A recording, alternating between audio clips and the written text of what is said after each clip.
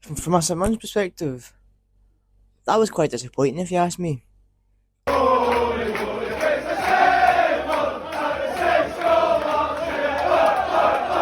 Ladies and gentlemen, welcome back to the channel. Welcome back to another match reaction. Welcome to any Rangers fans watching the video, see what St Mirren has to say. I must say, it was quite disappointing to see as a St Mirren fan. Full time Paisley did finish, St Mirren 1, Rangers 1. Jonah Junga, the goal scorer for St Mirren, and Finlay Curtis, 2 minutes after coming off the bench, United equaliser for Rangers. So let's break it down. Going right back to the start with the lineups we announced. Remember my match preview when I said this? Speaking to the press, I did see online that Robinson said that Mandron and Ronaldo have not trained all week. Put that tweet on screen now. Mika Mandron and Ronaldo outs for the game. Yeah, Mandron started and Ronaldo came off the bench after 8 minutes. After 80 minutes. Once again, Stephen Robertson filling the media, doing what he does best.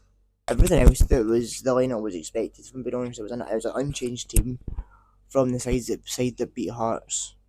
I mean, now going over to the opposition Rangers, I thought Russell Martin's team was quite surprising, from just my opinion anyway.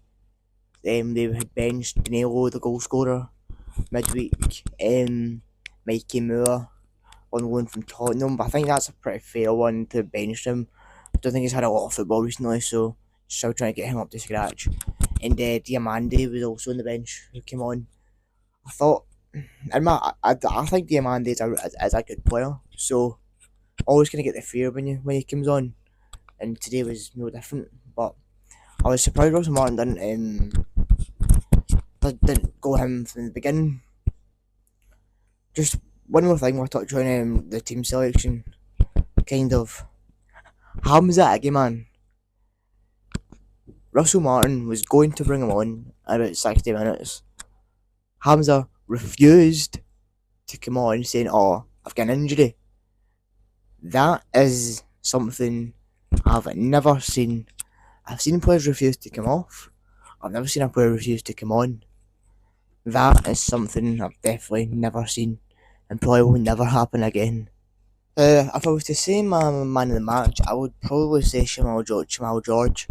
An absolutely amazing save. I'll put it in now. I think Taylor Lascar thinks this is in. Comes off his leg. He's still got the presence of mind. And by the way, agility to do an absolutely amazing save, fingertip save to deny from close range. That and a handful of so many good saves. He made them look easy. I think the Rangers goal from Finlay Curtis, that might have took a deflection. I couldn't see from where I was sitting. I was at the opposite end. But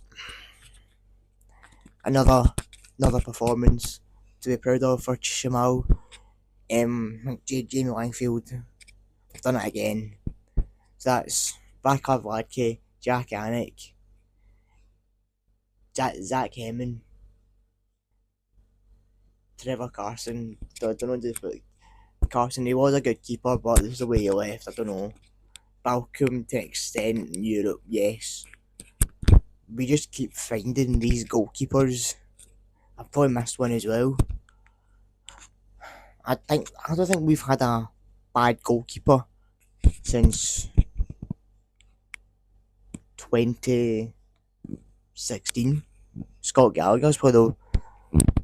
I think we've been so lucky with the goalkeepers the last 9-10 years, which is so good. So as a credit to Jamie Langfield and the coaching staff for the job they've been doing. Yeah, I would say it's Jamal George's best game in a St Mirren shirt so far. Hopefully, so far is definitely so far. Definitely, hopefully he gets on and have better games. I thought first half we were dominant, extremely dominant in the first half. We tried to notice that Freckleton was made 2 or 3 really good diagonal passes right out to Jane Richardson, who I thought was a lot better in my opinion than last week. Last week he was kind of cutting back. He was putting balls in the box this week. His first and second half were disappointing not to score from one of them in the second half. Disappointing not to score from one of them in the second half, but oh well. Going on a Youngers goal. I thought I'll play it now. What a pass that is. Mandron, Ayunga's on the chase. Big moment in the match. Jonah Ayunga!